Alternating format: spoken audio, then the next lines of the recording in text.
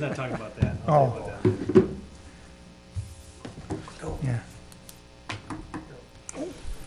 Good evening. I'd like to welcome everybody to the River Falls organizational meeting of the Common Council. First thing we'll do is stand and say the Pledge of Allegiance.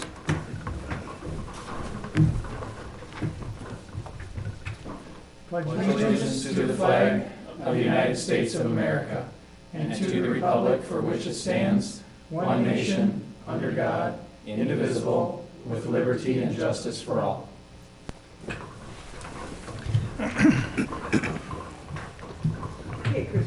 Call, please. Bierstead. Here. Downing. Here. Gagne. Morissette. Here. Odine. Here. Page. Here. Watson. Here. Then we'll move on to oath office, and so everybody knows that Sean Downing, Christopher Gagne, Hal Watson, and all the person at large, Diane Odine, have all taken their oath of office today, so they're all legal. Next, we'll move on to election of Common Council officers, and I will take a nomination for president. Mr. Mayor, I nominate Mr. Morissette as president. Anybody else? Okay. All in favor? Aye. Opposed? Okay, next we'll take a nomination for comptroller. Mr. Mayor, I nominate Diane Odine as comptroller. Second. All in favor? Aye. Opposed? And then it's up to Diane to pick her. I'd like to appoint Mr. Watson as deputy comptroller. Second. Do we need to? We don't vote on that, do we? It's just an No. appointment. Okay. It's appointing. Yeah, she's wielding that Never mind. powerful stick. And then I'll have Mrs. Odine be my parliamentarian again this year. She's doing a great job. And, well, let's see, we'll go on to election of council members. As for the planning commission, I'll take a nomination for planning commission. Mr. Mayor, I make a motion that we nominate Mr. Watson to the Plan Commission. I'll second that motion. All in favor? Aye. Opposed? Okay, next we'll move on to my appointments. For the Emergency Medical Service Advisory Board, I appoint Mr. Morissette.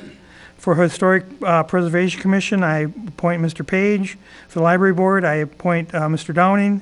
For the Park and Rec Advisory Board, I'm sorry. I'm way ahead of myself here. For the Library Board, I want to put Mrs. Odine on there. For the Park and Rec Advisory Board, I'll put Mr. Downing. Design Review Committee will be Mr. Gagne. For Utility Advisory Board will be Mr. Morissette. And for the Housing Authority will be Mr. Bierstead. Mr. Mayor, I make a motion we accept your appointments. Second. All in favor? Aye. Opposed? Okay, next, we'll appoint the other city officials. The city attorney, we appoint Weldon Riley. For city forester, we Nate Cruz. And our health officer was taken over by Pierce and St. Croix County Health Departments. They fill that role for us now. Mr. Mayor, I make a motion that we accept your appointments. Second. All in favor? Aye. Opposed? Okay, next move on to resolution designating public depositories for public monies held by the city of River Falls.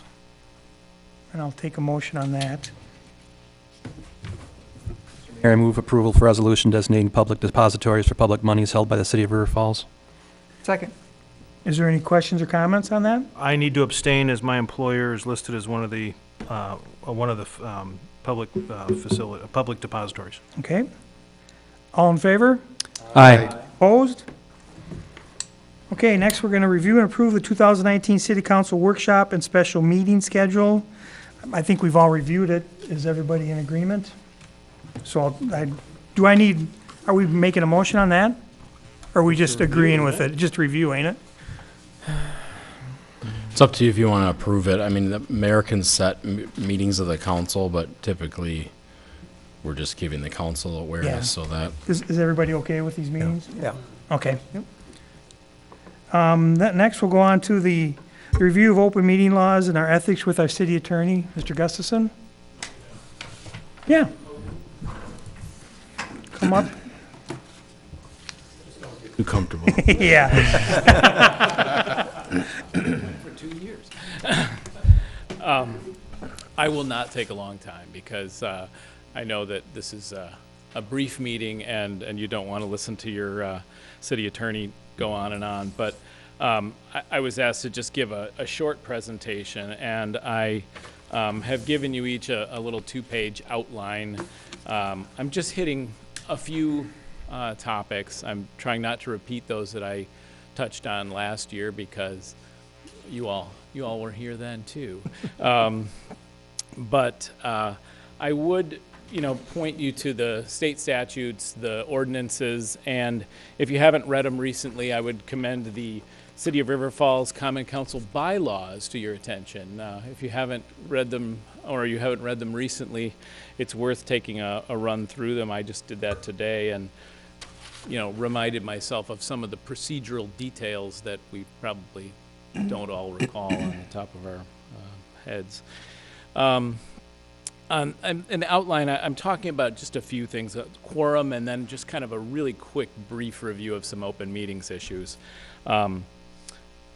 According to your ordinance, 4 members of the council constitute a quorum.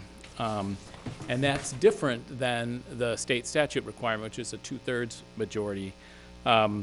The quorum provision differs in River Falls because of a charter ordinance that was passed in 1992 that states that 4 members or a simple majority constitutes a quorum.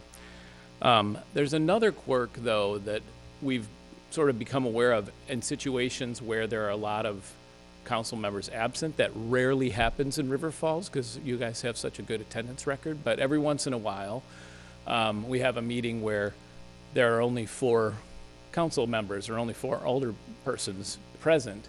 There is a provision in the city ordinances, and Scott and I have talked about whether it makes sense to propose a change to these perhaps, but there's a provision that says a majority of all members of the council must vote in favor of the following for such actions to be binding on the entire council. And it lists 4 things: a confirmation, like a confirmation of a mayor's appointment, ordinances and resolutions, real estate transactions, and appropriating or obligating the city.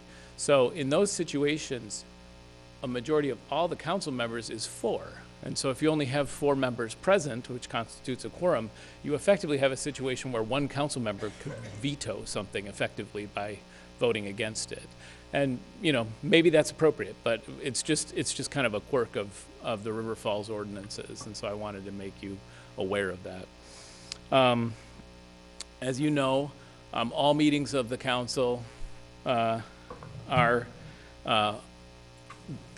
as the governing body, as a governmental body, have to be open meetings. They have to be properly noticed and held in open session, except for those exceptions to the open meetings law that can be held in closed session.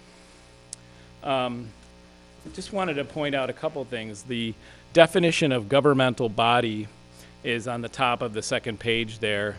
And the language there clearly, the council and all committees of the council would be a governmental body. The public meeting section, the definition of meeting, talks about the convening of members of a governmental body for the purposes of exercising the responsibilities, authority, power, or duties delegated to the body. And of course, if 1/2 or more of the members of a governmental body are present, then the meeting is presumed for the purpose of exercising those responsibilities. And although the term doesn't include a chance social gathering, so if you all show up at Buddy's retirement party on Thursday, that wouldn't necessarily be considered a meeting of the council. But one thing that I did want to point out is that you can have situations where you have a convening of members outside of a regular council meeting. And I just wanted to, I'm sure you've thought about these things before, but there are times when you have a situation where you can have a convening of the members where it's not intended, and you should, be aware of that. So you can have situations where, written correspondence could create a convening of the members. If you're all copied on an email, for example, and somebody responds and then there's a conversation that begins by email, that could constitute a violation of the open meetings law. And so we generally suggest that when emails go out to the council, they be one one-way communication. So if the staff sends an email to the council, you shouldn't respond and comment on that and start a discussion, because that could run afoul of the open meetings law. Telephone conference calls also can be considered a convening of members, so you don't want to have a majority of the council on a conference call. Another situation that sometimes occurs is what we refer to as a walking quorum, and that's where you never have all of a majority of the council in one place talking about something, but you know, Todd talks to Hal, and then Hal talks to Diane, and Diane talks to Sean, and you know, by separate conversations between 2 or 3 council members, you get to a point where you could have a discussion that would constitute a convening of a majority of the membership. And so you want to typically avoid those kinds of discussions, even offline, where, you know, that could constitute a walking quorum. The last example that I wanted to point out was just situations, and you may have seen these, where attendance of the members of one body at another meeting, in you know, governmental meeting, you know, either another governmental body or, you know, the plan commission. If everybody shows up at a meeting, you can have a situation where you've got that sort of convening of members of the council in one meeting. And if you anticipate that and expect that all the council members will show up and there will be a discussion, sometimes it's appropriate to do what's called a bad key notice. There's a case, the bad key case, where the courts held that in the case where you have a situation like that, where you know or you reasonably expect that a majority of the council will be at another meeting where there'll be discussion of issues related to their duties, that you should actually notice that as a meeting of the council. And so you would send out a public notice of that meeting and say, you know, we anticipate that a majority of the council may be present at this other meeting. There will be no official action taken, but you notice it just to make sure that you're not violating the open meetings law. Dan, can I? Yeah. Don't we do that now, Yeah. staff? Yeah. We do that already. Yeah, On every agenda that I get, see, we do that already. right. The lead time for that kind of a notice?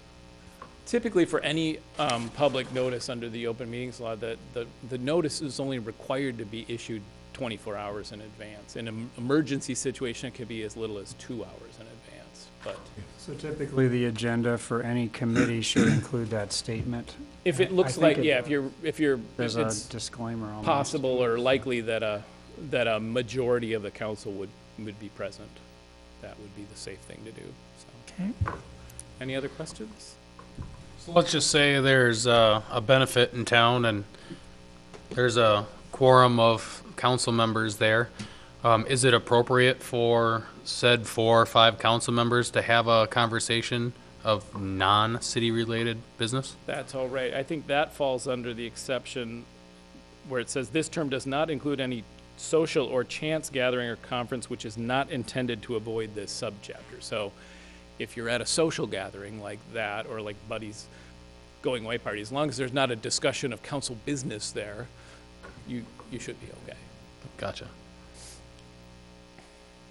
Anything else? Otherwise, I'll. Thanks, Dan. Thank you. That's it.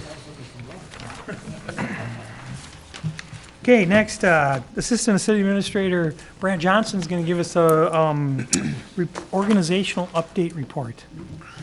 That a quick update. Oh, I'm sorry.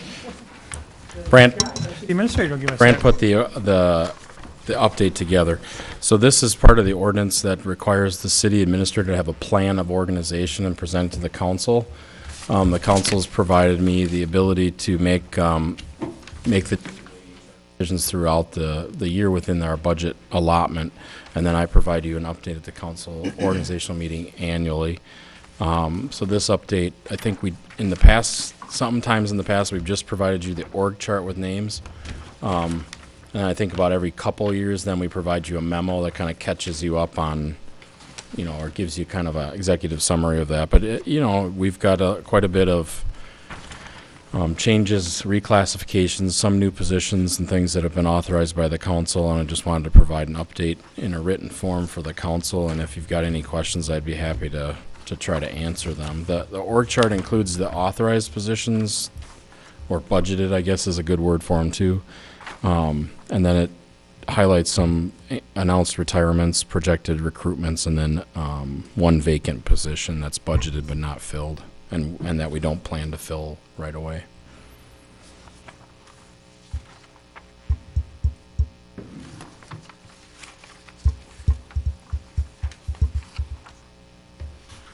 That it? That's my report. If Okay. you got any questions. Anybody have any questions about it? Okay.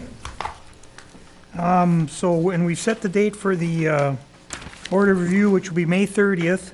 And it'll be from 5 to 7 p.m. And this is, we need, how many council members? 4. Okay, so we're set for that. Okay, anybody else have anything you want to add? Okay, Scott, you have anything you want to add? Looking forward to another good year. So. Yeah. Move to adjourn. Second. All in favor? Aye. Opposed? Okay, we are adjourned.